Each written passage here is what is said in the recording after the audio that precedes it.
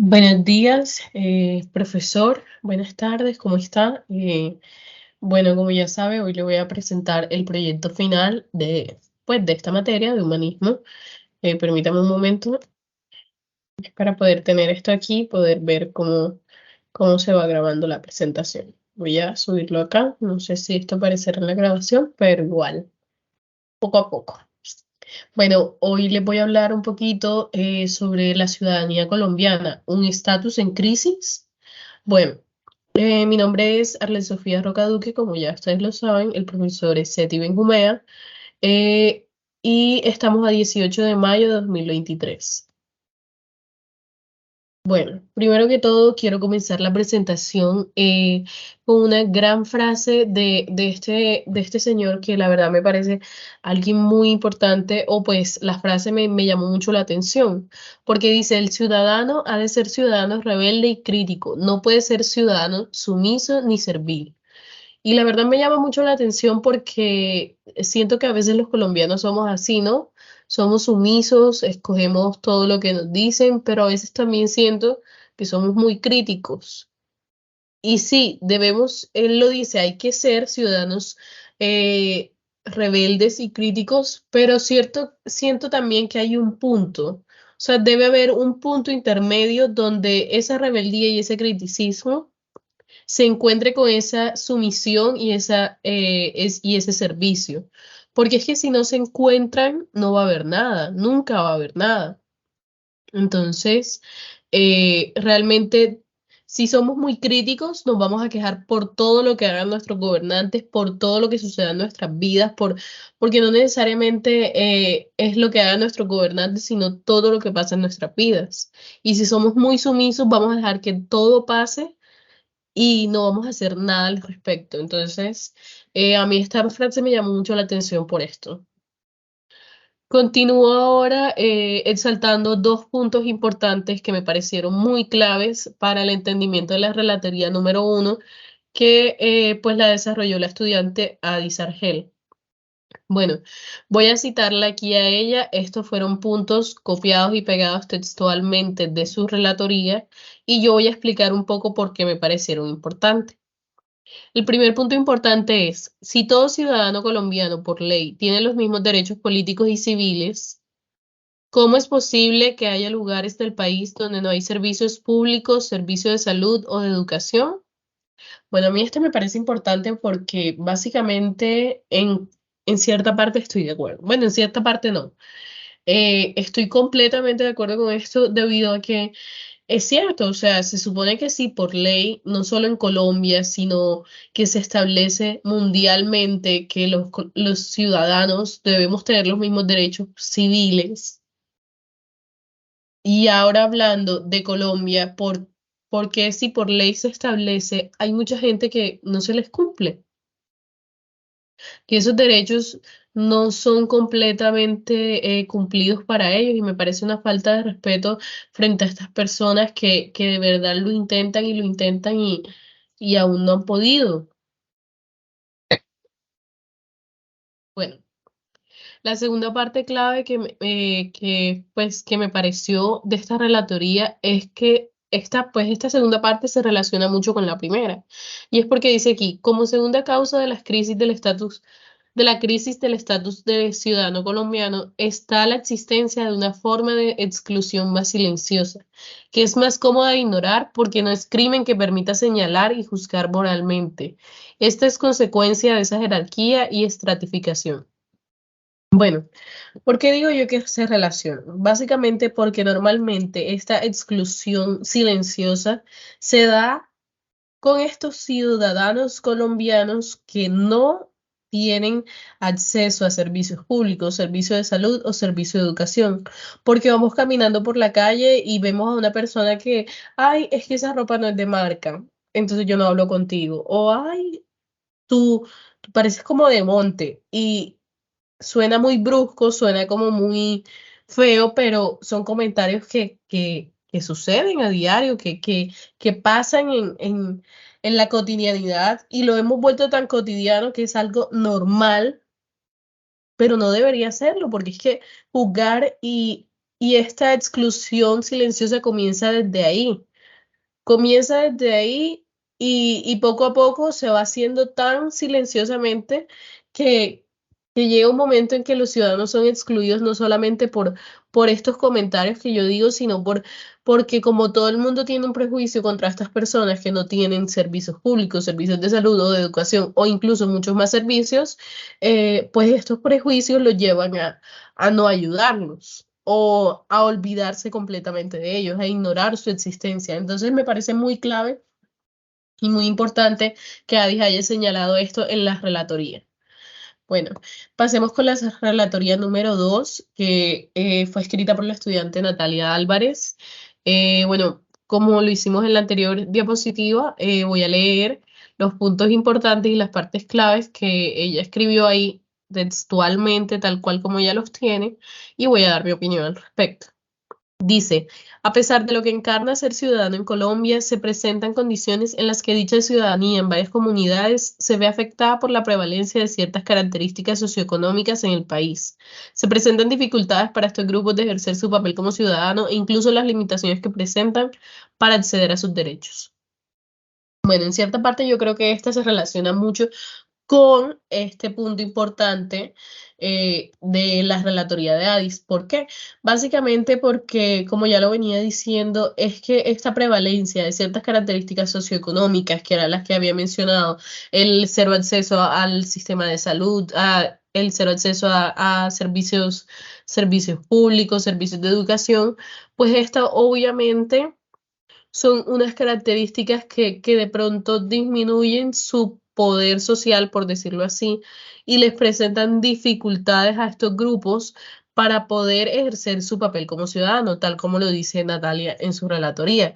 ¿Por qué? Porque estas limitaciones lo único que hacen es pues evitar que ellos puedan ser ciudadanos como tal, porque si se supone que un ciudadano colombiano debe tener derecho a la vivienda, derecho a la vida, pero ¿cómo va a tener derecho a la vida si no está dentro de un sistema de salud? O sea, si él se enferma, ya hoy él no tiene derecho a la vida o ella no tiene derecho a la vida porque pues ya se murió, ¿no? Porque no hay nadie quien lo cure, o no solo eso, sino que hasta ya no llegan los médicos porque es un lugar muy peligroso y todo esto.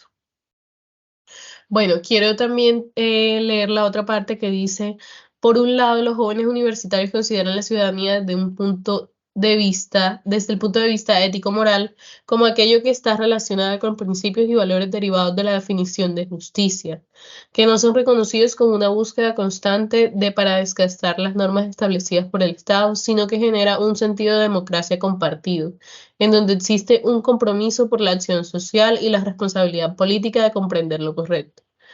Bueno, básicamente esto establece que los jóvenes universitarios, pues sí tenemos opinión, aunque a veces no lo pareciera, sí opinamos al respecto, sí decimos cosas, sí tenemos opinión respecto a si ser ciudadano es importante o no. Y dice aquí que lo vemos como algo relacionado con principios y valores derivados de la definición de justicia. Obviamente, estos no son reconocidos como una búsqueda para desgastar las normas establecidas por el Estado, sino que genera un sentido de democracia compartido. ¿Qué quiere decir esto que dice Natalia ahí? Que,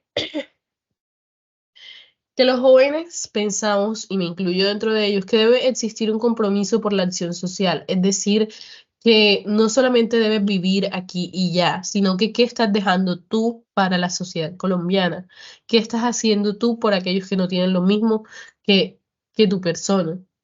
Entonces, nos invita a darnos cuenta de eso.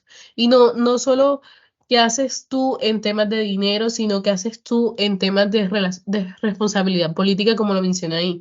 Lo veníamos hablando en clase y es el hecho de que tú como joven, después de 18 años, no votes y no tengas opinión, parece ilógico, porque entonces después pasan los 4 años presidenciales o de o del Senado o Cámara de Comercio y tú te quejas todo el rato, ay, es que este presidente, es que este representante a la Cámara, ay, es que este senador hizo esto y esto y esto.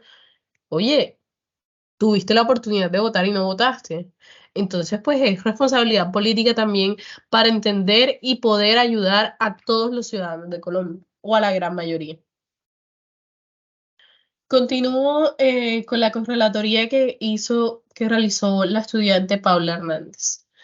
Bueno, uno de los puntos importantes de ella es que esto crea una brecha entre los ciudadanos que tienen poder y los que no lo tienen, lo que puede llevar a una ciudadanía de segunda o tercera categoría. Esta problemática también se extiende a grupos marginados y a minorías como lo son comunidades indígenas, comunidad LGBTQ+, personas sin hogar, inmigrantes, mujeres, etcétera. Bueno, a mí me pareció muy importante este punto porque sí parece muy repetitivo, pero de verdad es que son las minorías o los grupos marginados aquellos que hoy tienen ese estatus de ciudadanía colombiana en crisis. Siento que no somos todos, porque yo hoy soy privilegiada, yo hoy vivo en una casa en Picacho, en esto, pero ¿qué pasa con las personas que literalmente por acá por el anillo vial viven a 1 o 2 kilómetros de distancia de mi casa y viven en las orillas de una carretera en una chocita? ¿Qué pasa con ellos? ¿Qué hago yo al respecto, no? No son solo ellos, es darme cuenta que no son solo las personas de escasos recursos, sino estas minorías como la comunidad LGBTQ+,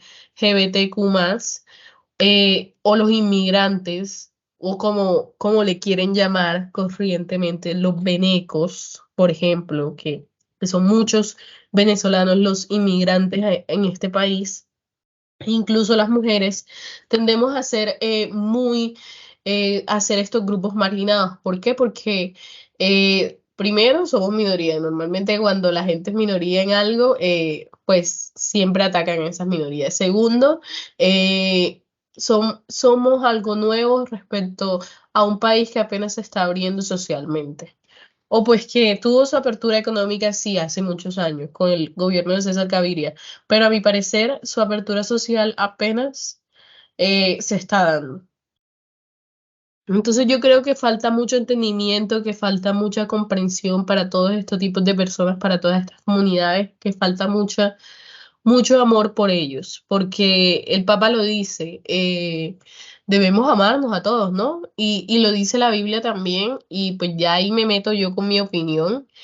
eh, Amarás a tu prójimo como a ti mismo. Y yo creo que no es solamente desde la religión que debemos verlo, sino que, hombre, si tú amas a todos como a ti mismo, de verdad es que no lo mires desde la religión, míralo desde otro punto de vista. Olvida que eso lo dijo Moisés en algún tiempo, olvida que eso está en la Biblia, pero si hoy a ti te lo dicen, significa amar a la otra persona, así sea gay, así sea lesbiana, así sea inmigrante, así sea mujer, así sea una persona sin hogar, así sea un indígena, lo que sea.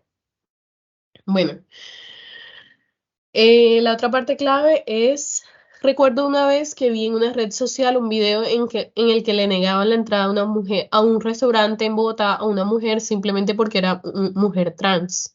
Mientras todo el mundo entraba libremente al establecimiento, a ella solo le daban excusas sin sentido con el fin de restringir su acceso.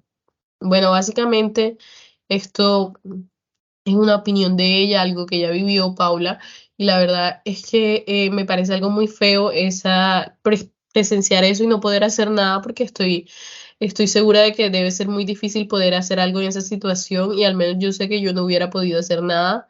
Lo hubiera intentado, pero hubiera sido muy, muy difícil. Y no solo esto, sino que ver este video donde a esta mujer le niegan la entrada a un lado, a un restaurante, o sea, un restaurante como que, oye, yo voy a comer, voy a consumir lo que tú me vendes, a ti no debería importarte cómo soy yo, sino que yo te voy a comprar la comida.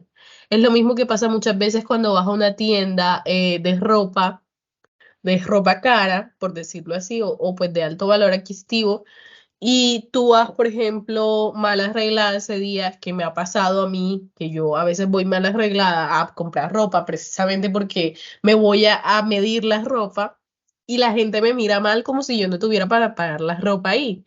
Entonces, o sea, es como que criticamos y criticamos a los demás ciudadanos y no nos damos cuenta que dentro de todas estas críticas estamos poniendo al colombiano en un, o sea, a la ciudadanía colombiana en un estatus, o sea, en crisis. Disculpa.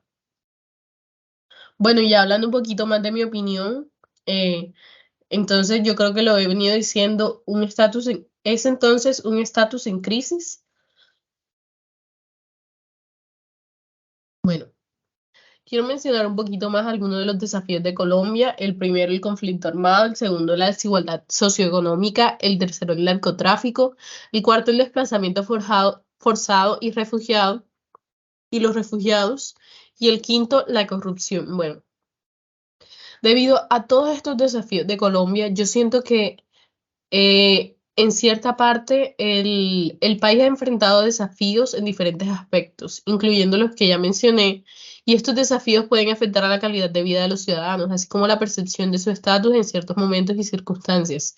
Sin embargo, yo digo que no es algo que esté en crisis, sino algo, no, en la ciudadanía colombiana es un estatus que se puede mejorar, más no que está en crisis.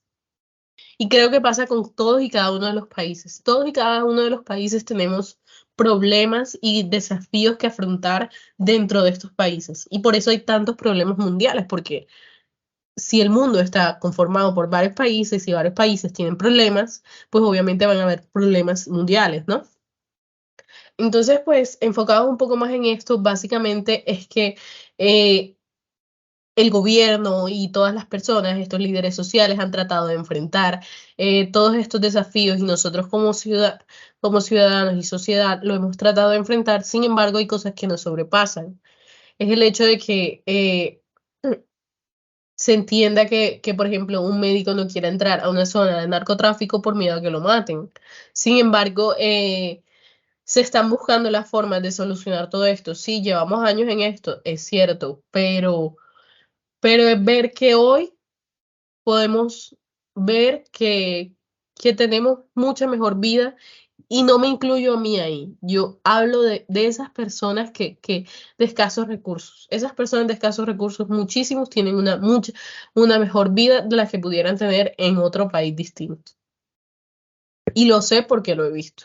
Entonces, realmente esta es mi opinión al respecto. Quería darles muchas gracias por su atención y por estar pendiente de la presentación.